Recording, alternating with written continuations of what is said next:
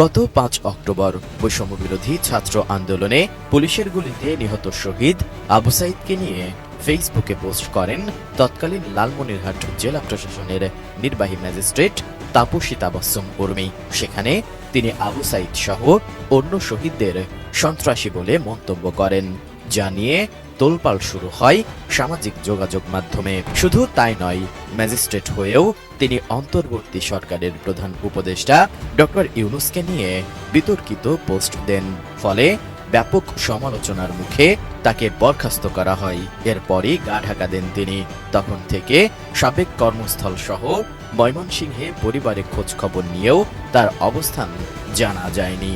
এদিকে ৮ অক্টোবর এসব বিরূপ মন্তব্যের অভিযোগে তার বিরুদ্ধে ঢাকার আদালতে মানহানির মামলার আবেদন করেন গণ অধিকার পরিষদের উচ্চতর পরিষদ সদস্য ও গণমাধ্যম সমন্বয়ক আবু হানিফ।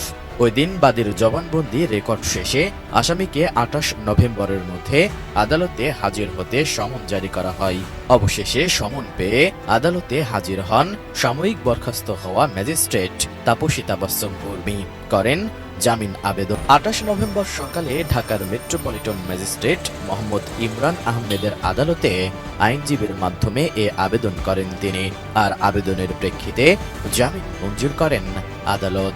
মামলার অভিযোগে বাদী উল্লেখ করেন, গত ৫ অক্টোবর আসামি তাপসী তাবাসসুম উর্মি শুধু শহীদ আবু সাঈদ নয়, সরকারের দায়িত্বশীল পদে থাকার পরও ছাত্র আন্দোলনের মাধ্যমে প্রতিষ্ঠিত সরকার ও সরকার প্রধান নোবেলজয়ী প্রধান উপদেষ্টা ডক্টর মোহাম্মদ ইউনূসের বিরুদ্ধেও ফেসবুকে অবমাননাকর বক্তব্য রাখেন, যার মাধ্যমে সুপ্রিম কোর্টের আপিল বিভাগের রেফারেন্সের ভিত্তিতে সংবিধানসম্মতভাবে গঠিত একটি সরকার প্রধান সম্পর্কে বিষোদাগার করা হয়েছে এবং সরকার উৎখাতের হুমকি দিয়ে জনমনে ভীতি সৃষ্টি করা হয়েছে। এর আগে গত ১৪ অক্টোবর সাময়িক বরখাস্ত হওয়া নির্বাহী ম্যাজিস্ট্রেট তাপসী তাবাসসুম উর্মিকে দেশ ত্যাগে নিষেধাজ্ঞা দিতে ব্যবস্থা নেওয়ার জন্য নির্দেশনা দেয় জনপ্রশাসন মন্ত্রণালয়। সমালোচিত নির্বাহী ম্যাজিস্ট্রেট তাপসী তাবাসসুম উর্মি ফেসবুকে তখন লিখেছিলেন, সাংবিধানিক ভিত্তিহীন অন্তর্বর্তী সরকারের প্রধান উপদেষ্টা বলেছেন,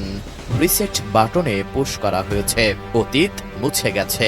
রিসেট বাটনে ক্লিক করে দেশের সব অতীত ইতিহাস মুছে ফেলেছেন তিনি। এতই সহজ, কাউন্টডাউন শুরু হয়ে গেছে আপনার মহাশয়।